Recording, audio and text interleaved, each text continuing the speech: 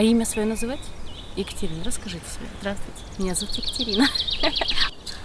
Насколько я себя помню, я всегда занималась творчеством. Начиная с 6 лет. Меня мама отвела в музыкальную школу, и преподаватель, взяв на пианино ноту, я ее так повторила мощно.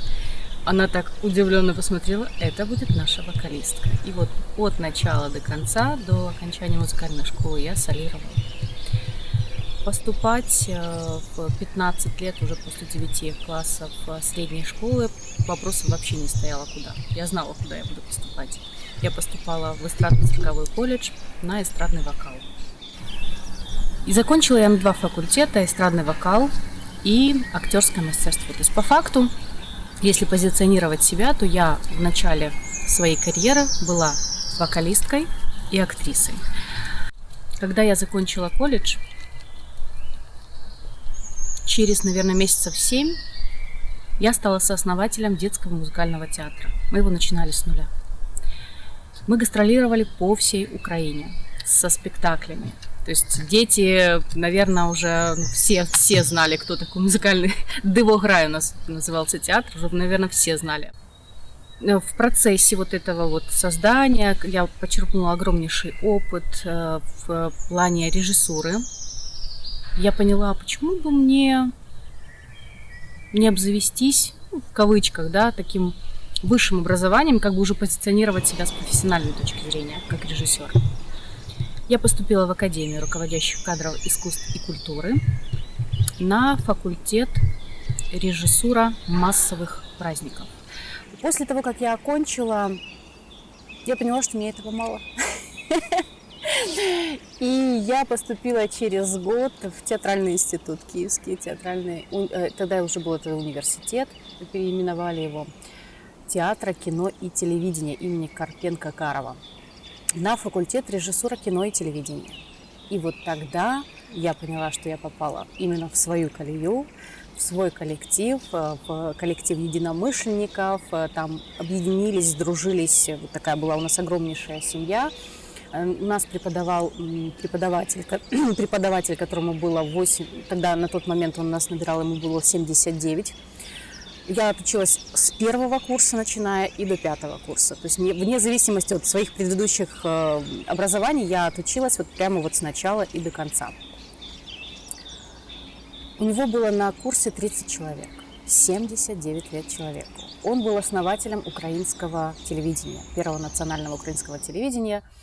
И тот опыт, тот кладезь знаний, который он в течение своей жизни приобрел, он все это впитывал в течение 5 лет в нас.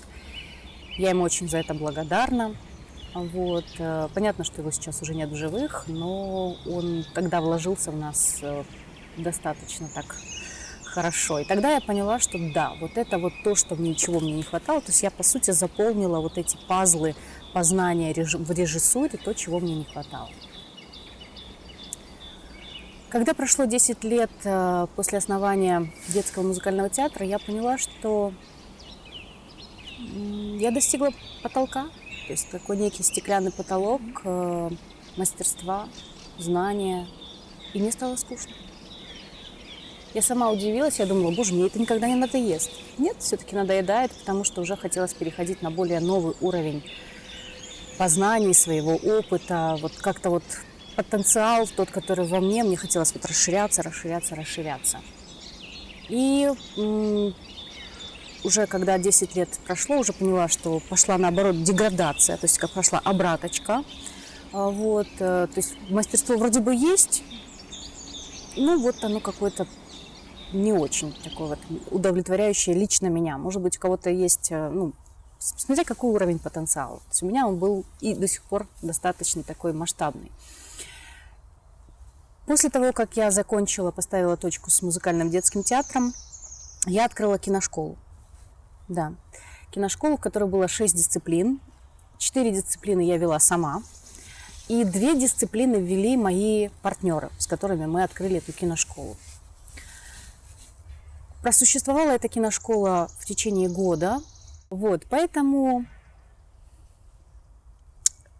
случай не случайный. И по случайному случаю ко мне пришел предприниматель. На то время он был коммерческим директором в какой-то строительной фирме. И он говорит: слушай, Кать, у меня проблемы с голосом. Я хочу голос поставить, чтобы он такой вот низкий был, красивый.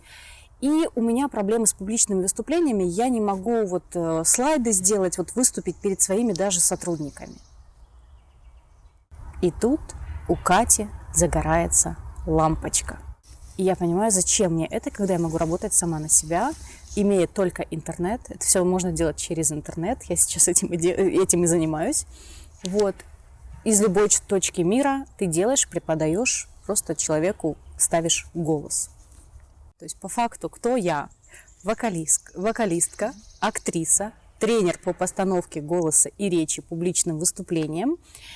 И мне этого стало мало.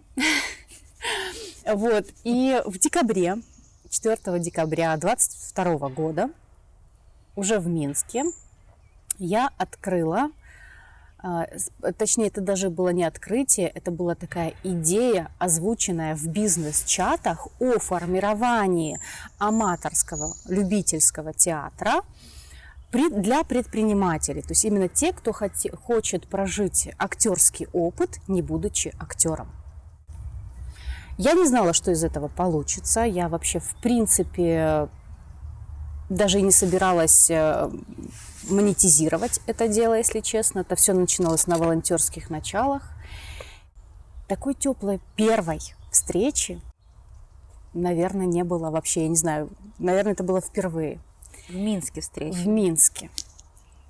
Люди настолько начали открываться, возможно, потому что я преподнесла мягко вот эту информацию, да, что они зону своего комфорта, они как бы расширяли, но без дискомфорта. То есть они это делали с удовольствием. Да, и пооткрывались ребята, пооткрывались девчонки. И с таким классным настроением мы еще в конце остались, брали обратную связь, насколько подходит им такой формат, не подходит. Все просто были в восторге и говорят: слушай, мы будем это все делать, и мы гастролировать будем по всей Беларуси. Ну, там планы ставили. На самом деле у меня остались только 5 девочек.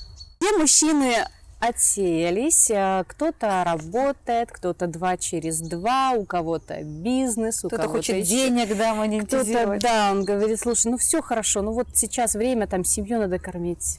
И вот из 11 человек у меня осталось всего 5 девчонок, которые дошли до конца. Девчонки приходили с целью реализации. Я им дала эту реализацию, они выступили на большой сцене. Они выступили перед своими близкими, родными, то есть именно тех, кого они пригласили на спектакль. Вот. И, можно сказать, я закрыла свой гештальт в плане того, что я обещала и к чему мы пришли. То есть от точки А до точки Б. Но сейчас я его переформатирую. Хочу переформатировать, потому что с учетом того, что девчонки были созависимы, и я, в принципе, об этом говорила и в конце постановки, когда уже брала обратную связь у зрителей. Вот, и спрашивали некоторые, говорят: а вы планируете вот продолжать вот что-нибудь вот такое, чтобы вот гастроли устроить по всей Беларуси? Я говорю: знаете, скорее всего нет, потому что такого формата точно не будет. Почему? Почему я приняла такое решение? Потому что все девчонки, нехорошее слово, но более понятное для того, что какую мысль я хочу донести, разношерстные.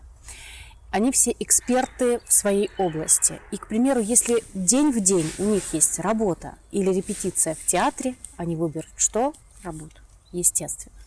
Вот, поэтому тут однозначно такого формата, чтобы быть созависимым, я делать точно не буду, потому что репетиция, если даже кто-то не приходит, даже один не приходит, уменьшается качество репетиции, и мы затягиваем с этими, да, то есть опять собираем, то есть и благо мы вообще дошли до конца. Вот. Это победа, да, это есть успех. Да, то, с чем я, в принципе, столкнулась, это благо мы просто дошли реально до конца. Это здорово. Вот, поэтому я сейчас планирую, у меня такая есть идея, делать на основании вот этого аматорского театра, то есть с элементами актерского мастерства, сделать, даже не могу это сказать сообщество, может быть, какую-то программу психоэмоциональная, называется психоэмоциональная разгрузка. Я собрала тоже обратную связь у предпринимателей. Говорю, чего вам не хватает? У нас стрессы, у нас там бухгалтеры, у нас работники, у нас то, у нас все. И мы, говорит, вот это вот все накапливаем, а выплеснуть некуда. И у меня прозрение было, вот буквально вчера. У меня было прозрение о том, что я действительно, а почему бы не сделать вот такое вот, чтобы человек пришел туда и реально выплеснул в себя это все. И чтобы он научился управлять стрессом, выплескивать, да? Да, потому что, у нас потому что он накапливает, и потом это все выливается в семью. Ну, или в бизнес, или в партнерство, да, то есть либо бизнес горит, потому что все накопил, и потом выплеснул, как горящие угли на голову, да, все это зажимал, или на жену, на свою, да, на супругу там, или на мужа, да, вот, это тоже, тоже минус, да, вот, поэтому я думаю, а почему бы вот такая, как идея прозвучала, психоэмоциональная разгрузка, такая вот программа, не сделать на основании аматорского театра, где будут у нас актерские техники включены, речевой аппарат, даже петь там будем, да, прокрикиваться, проораться, вот именно вот выплеснуть. Делать это грамотно, профессионально. Правильно, да, то есть и с заботой, и абсолютно в экологичной атмосфере, да. То есть лаборатория эмоций. Вот. И вот такая идея пришла, я думаю, И вот сейчас я в задуме как бы написать анонс, и если люди начнут откликаться, вот, то я пойму, что вот именно в этом направлении нужно работать. Драники у вас вкусные. У нас в Украине они не так готовятся, а у вас они, оказывается, на другую терку трутся и совсем по-другому готовятся. Мне нравится то, что здесь... Не знаю, вот качество какой-то продукции, качество подхода людей к работе. Вот я когда сюда приехала, понятно, что я девочка столичная, да, мне ничем не удивишь, вот. Но когда приехала, мне как бы вот вроде как другой, просто другой район Киева, все. Вот, то есть такая ассоциация у меня возникла с этим городом. Какой-то сердечности больше, какой-то даже, может быть, наивности. Но наивности не с плохой стороны, да, а именно с хорошей стороны. Вот. И вот это вот как бы откликается мне вот именно у белорусов. Да. Вот. Учусь этому у вас, то, чего не приобрела у украинцев. Жизнь – это твое кино. Можно даже более переформатировать. То есть это та кинопленка, которую ты крутишь сам, и ведешь камеру туда, куда ты хочешь. Потому что очень многие сталкиваются с какими-то моментами, где идет разветвление двух сторон, да, идти или в эту сторону, или в ту. И человек выбирает сам, что ему откликается по душе на самом деле.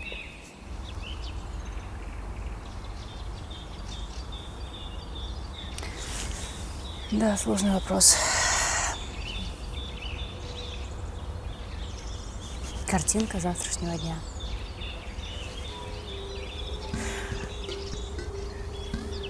На самом деле, завтра может и не наступить. Поэтому делай сегодня то, что можешь сделать.